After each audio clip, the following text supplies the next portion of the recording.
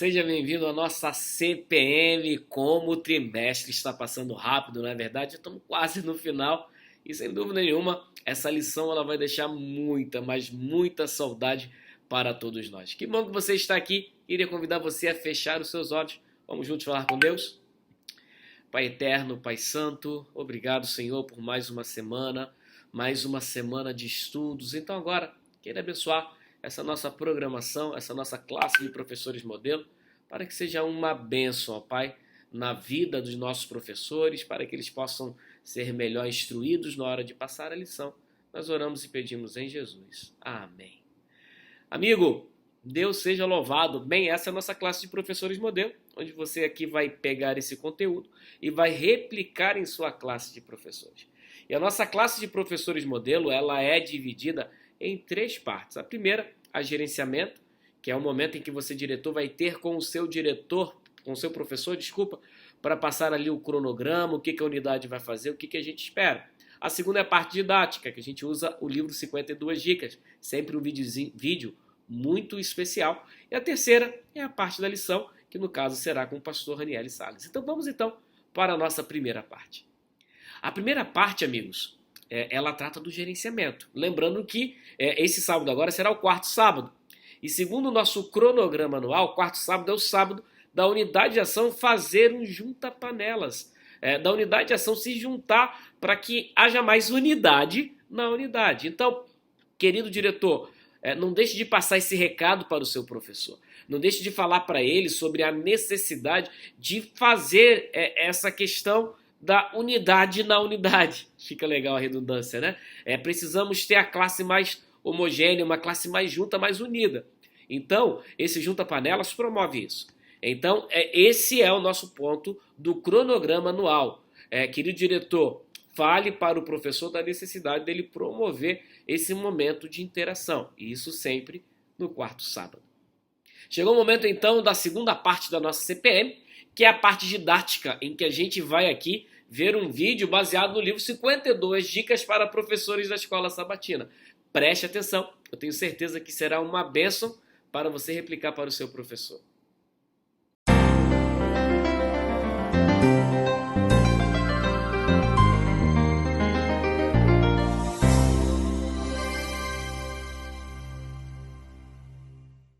Diante de tantas técnicas e métodos, o preparo mais importante do professor é o do seu coração. Isso ocorre quando o mestre encontra a mensagem que Deus tem para ele mesmo dentro da lição que está preparando para os seus alunos. Como podemos nos colocar diante da nossa unidade sem antes nos ajoelharmos diante de Deus em fervorosa e sincera oração? Somos ensinados que a oração e o estudo andam de mãos dadas. Isso está no livro Testemunhos para a Igreja, volume 4, página 318. Ellen White faz uma incisiva pergunta: que valor poderia ter o ensino de alguém que nada conhece por experiência própria do poder de Cristo? O amor de Deus precisa arder no coração do que ensina a verdade. Esteja seu coração imbuído daquele profundo e fervente amor que Jesus possuía e ele fluirá para os outros. Isso também está em Testemunhos para a Igreja, volume 4, página 317. Professor, a dica de hoje é: estude a lição para encontrar respostas aos seus próprios anseios espirituais. Depois, sirva seus alunos. Chegamos agora na última parte da nossa CPM, que é a parte da lição. E esse mês a gente está tendo a bênção de acompanhar a recapitulação da lição com o pastor Ranieri Salles. Uma lição sempre ao ponto, bem pontual. Eu tenho certeza que vai ajudar muito você, diretor, e você, professor, para passar a lição. Acompanhe a lição com o pastor Ranieri.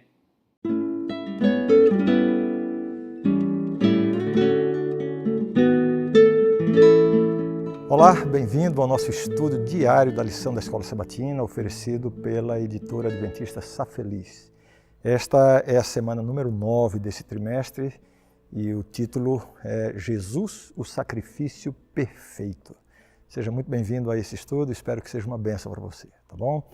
Vamos começar pelo verso para memorizar. Hebreus, capítulo 10, versículo 14, diz assim: porque com uma única oferta aperfeiçoou para sempre os que estão sendo purificados.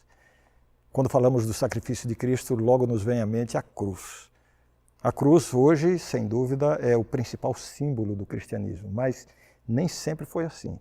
No início da história da igreja, o principal símbolo do cristianismo era o peixe. Por que o peixe? Alguns pensam que era por causa do milagre da multiplicação dos pães e peixes, mas não é isso.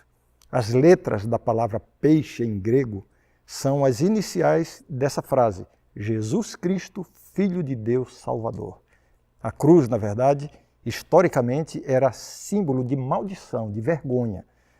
Já no livro de Deuteronômio é dito que maldito é todo aquele que for pendurado no madeiro. E isso é repetido por Paulo também no livro de Gálatas. Só que, como a morte de Cristo é o evento central do plano da redenção, a cruz passou, com o tempo, a significar a vitória de Deus sobre o mal. Passou a significar a derrota do inimigo e o domínio da vida sobre a morte. Em 1 Coríntios, capítulo 1, versículo 18, o apóstolo Paulo chama o evangelho de a palavra da cruz. Bem, com isso você já pode imaginar a bênção que será o nosso estudo essa semana, né? Falar da cruz de Cristo, entender o significado do sacrifício de Cristo, a relação entre a antiga aliança e a nova aliança, tendo a cruz como centro de todo esse projeto de Deus. A lição de domingo tem como título Por que os sacrifícios eram necessários? Estamos falando dos sacrifícios que aconteciam no ritual do santuário, no ritual, na lei cerimonial do Antigo Testamento, né? Muitas pessoas questionam por que Deus exigia sacrifícios de animais naqueles rituais. Para a nossa mentalidade hoje, isso realmente pode parecer estranho, né? Mas nós precisamos ver isso no contexto do Antigo Oriente. Entre aquelas civilizações, uma aliança entre duas partes muitas vezes era confirmada com o derramamento de sangue de um animal. Essa cerimônia servia para deixar claro que a parte que transgredisse os termos da aliança ou do contrato pagaria com a morte. Quando Deus, por exemplo, fez uma aliança com Abraão, um animal foi partido em vários pedaços e, segundo a tradição, ambas as partes deveriam caminhar entre esses pedaços do animal esquartejado. Só que nesse caso, apenas Deus caminhou, dando a ideia de que ele não iria quebrar as suas promessas. Assim foi a aliança de Deus com o seu povo. Deus fez promessas e o povo deveria obedecer aos termos da aliança, ou seja, obedecer à lei de Deus. Obediência lhes daria direito ao cumprimento das promessas de Deus. Desobediência lhes traria a condenação à morte. Quando Israel quebrou a aliança, Deus então enfrentou um dilema. Você sabe o que é um dilema?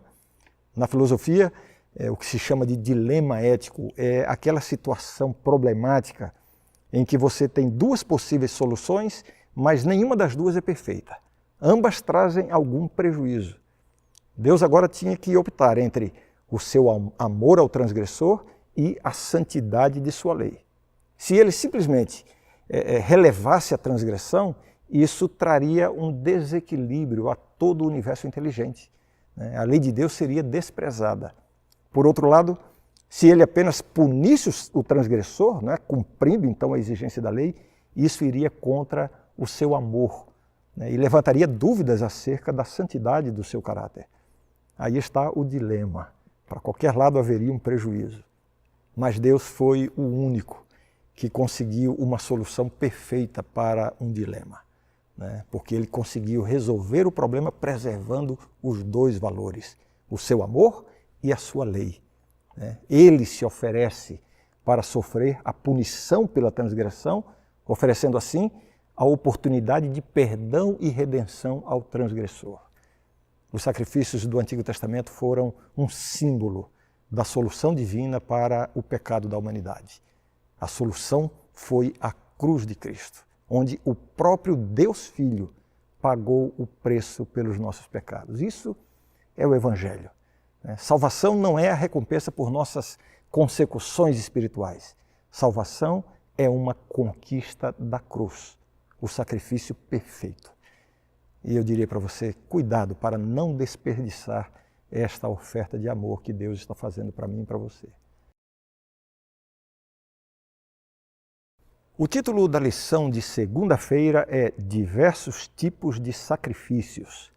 A lição de hoje trata do alcance ou da abrangência da obra de Cristo em favor do pecador.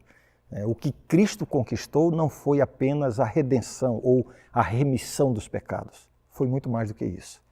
É por isso que no Antigo Testamento havia vários tipos de sacrifícios de animais, cada um deles ressaltando um aspecto do sacrifício de Cristo. Eu passo agora a reproduzir a explicação do guia da lição que apresenta os 5 tipos de sacrifícios que os israelitas tinham que fazer. O primeiro deles era o holocausto, ou a oferta queimada. Exigia que todo animal fosse consumido no altar. Isso está em Levítico 1. Ele representava Jesus, esse sacrifício, cuja vida foi consumida por nós.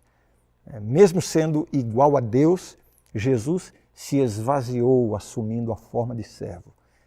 Há também a oferta de cereais, que demonstrava gratidão pela provisão divina do sustento para o seu povo. Está em Levítico 2, capítulo 2.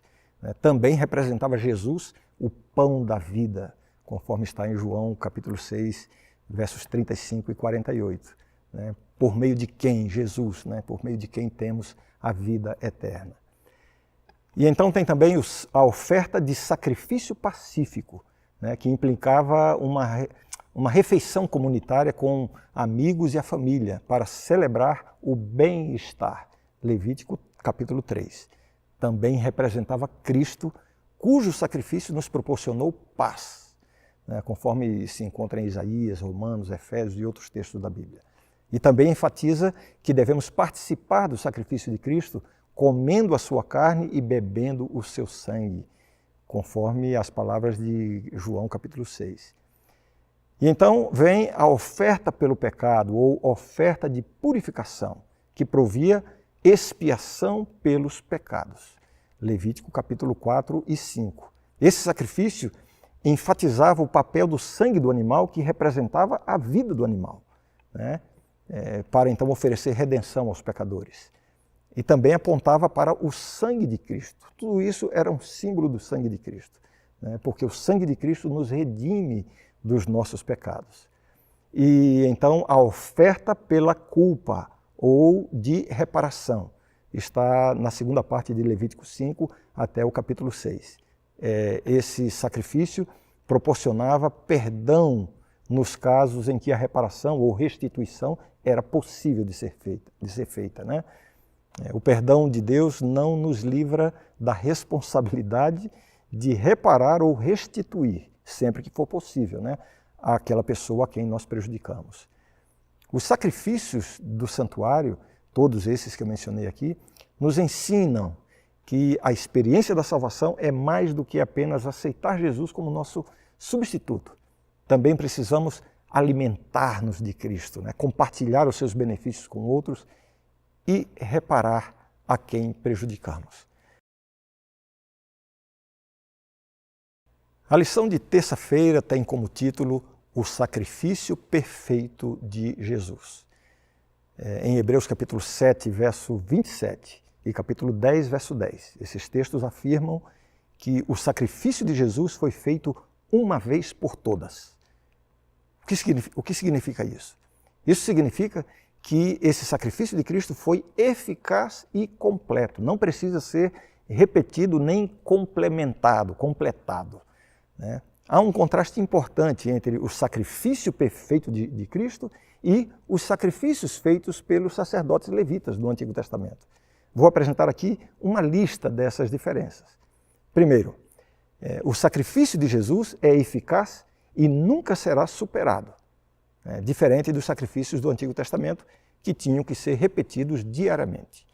Eles não eram capazes de purificar o pecador. E, em segundo lugar, os sacrifícios do Antigo Testamento eram um símbolo que apontavam para a cruz. Na cruz, toda aquela simbologia se cumpriu. Somente através do sacrifício de Cristo é que o pecador pode obter não apenas o perdão pelos pecados que foram cometidos, mas também a purificação do pecado, a santificação, a transformação do caráter. Assim como os sacerdotes levitas tinham que se purificar antes de oferecer os sacrifícios de animais, nós somos purificados pelo sacrifício de Cristo e podemos nos aproximar dele como sacerdotes. Somos, como diz a Bíblia, o sacerdócio real, mas isso só é possível por causa do sacrifício de Cristo. E em terceiro lugar, como eu já disse, os sacrifícios do Antigo Testamento eram simbólicos. Em si mesmos, eles não proporcionavam nenhuma transformação do pecador. Já o sacrifício de Cristo alimenta a nossa vida espiritual, oferece um exemplo que precisamos seguir. Um dos mais ricos exercícios espirituais consiste em tomar tempo diariamente para meditar sobre a vida de Cristo, especialmente os eventos finais, onde está envolvida a história da sua morte na cruz, porque a cruz é o centro da história. A cruz é o centro do plano da redenção. A cruz tem que ser o centro da nossa vida também. A cruz e o custo do perdão. Esse é o título da lição de quarta-feira. Existe algo na compreensão adventista acerca do sacerdócio celestial de Cristo que tem sido difícil de explicar e de ser aceito por muitos cristãos de outras denominações. Trata-se do tema da purificação do santuário celestial. O primeiro questionamento é: como pode haver purificação do santuário celestial se no céu não pode existir nada impuro? Só podemos ter uma compreensão desse tema à luz do contexto do santuário terrestre no Antigo Testamento. Uma vez por mês acontecia o cerimonial da purificação do santuário. Essa cerimônia era o dia, como podemos dizer assim, o dia de acerto de contas. Era quando todos os pecados confessados durante o ano todo, e simbolicamente eram transferidos para o santuário, eram então apagados no dia da expiação, uma vez por ano. Ou seja, quando alguém oferecia um sacrifício pelo pecado, voltava para casa tranquilo, porque sabia que o seu pecado estava perdoado. No entanto, ele sabia que o seu pecado estava registrado no santuário celestial, no santuário terrestre, através do sangue que foi aspergido ali, transferindo simbolicamente o seu pecado para o animal, e através do sangue do animal, esse pecado era transferido para o santuário. Então, essa noção de que havia um registro dos seus pecados. Por isso, uma vez por ano, o sumo sacerdote fazia a purificação do santuário. O registro dos pecados era simbolicamente apagado, e um animal era sacrificado como pagamento pelos pecados confessados. Daí, esses pecados eram transferidos para o bode Azazel, que então carregava a culpa desses pecados para o deserto. Dessa forma, a justiça de Deus era plenamente satisfeita. Os requisitos de sua lei eram atendidos e, ao mesmo tempo, era oferecido perdão ao pecador arrependido. A purificação do santuário celestial, simbolizada por essa cerimônia, é uma obra realizada por Cristo, o nosso sumo sacerdote, no céu. É a obra de aplicar os méritos do sangue de Cristo a todos os pecadores arrependidos, e de determinar a punição dos ímpios. É aí que Deus cumpre a sua justiça, vindicando os inocentes e condenando os culpados. A vindicação dos inocentes se torna possível por causa do sangue derramado, não de um animal, mas o sangue de Cristo que foi derramado de uma vez por todas. Esses pecados serão finalmente lançados na conta do diabo, representado no Antigo Testamento pelo bode Azazel.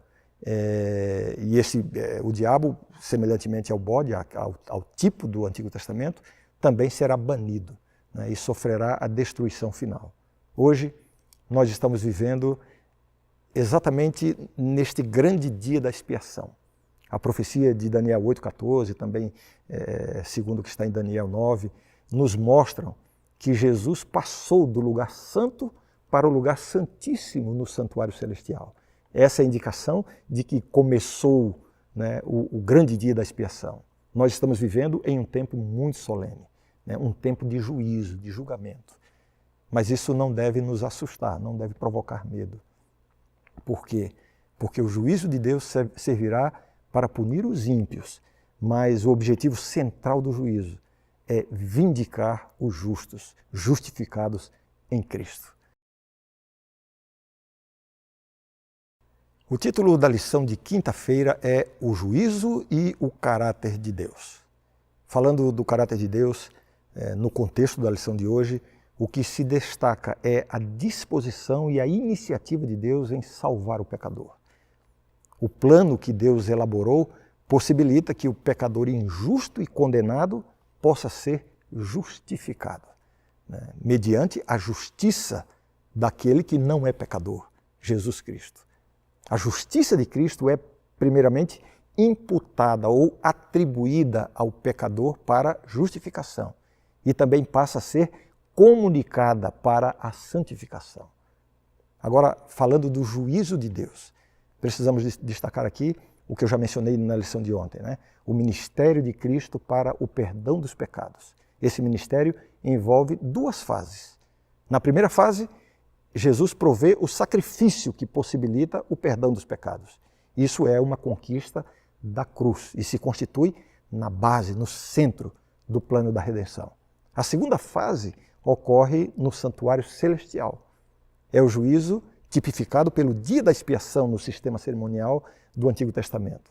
De acordo com a Bíblia, em textos como Daniel 7, Mateus capítulo 22, Apocalipse 14, verso 7, esse juízo começa com o povo de Deus.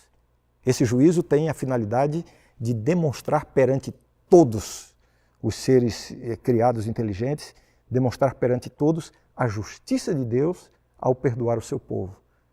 Por isso, esse juízo que ocorre antes da segunda vinda de Jesus, ou seja, o juízo pré-advento, é também chamado de juízo investigativo. Nele, o registro da vida de cada um será aberto para o universo. O juiz mostrará o que aconteceu no coração dos crentes, daqueles que aceitaram a Jesus, como eles aceitaram a Jesus como seu Salvador pessoal e também a obra do Espírito Santo na vida deles. Ao falar sobre esse juízo, Ellen White escreveu algo muito interessante que eu quero compartilhar com você. Ela disse assim: o homem não pode por si mesmo defender-se das acusações do inimigo. Em suas vestes manchadas de pecado, confessando sua culpa, ei-lo perante Deus. Mas Jesus, nosso advogado, apresenta um eficaz rogo em favor de todos os que, mediante arrependimento e fé, confiaram a ele a guarda de sua vida. Defende-lhes a causa e derrota seu acusador com os poderosos argumentos do Calvário. Sua perfeita obediência à lei de Deus, mesmo até a morte de cruz, conferiu-lhe todo o poder no céu e na terra, e ele pleiteia de seu Pai misericórdia e reconciliação para o homem culpado. Testemunhos para a Igreja, volume 5, páginas 450 e 451. Muito bem, com esta mensagem extraordinária de confiança, de ânimo, nós terminamos aqui o comentário desta semana. Muito obrigado por sua participação e, por favor, continue vendo e divulgando os nossos vídeos. Esse projeto da editora Safeliz tem o objetivo de levar o estudo da Palavra de Deus ao maior número possível de pessoas. E isso só é possível com a sua ajuda. Por favor, então, inscreva-se no canal se você ainda não fez isso e divulgue esse canal para os seus contatos. Um grande abraço e a gente se vê amanhã.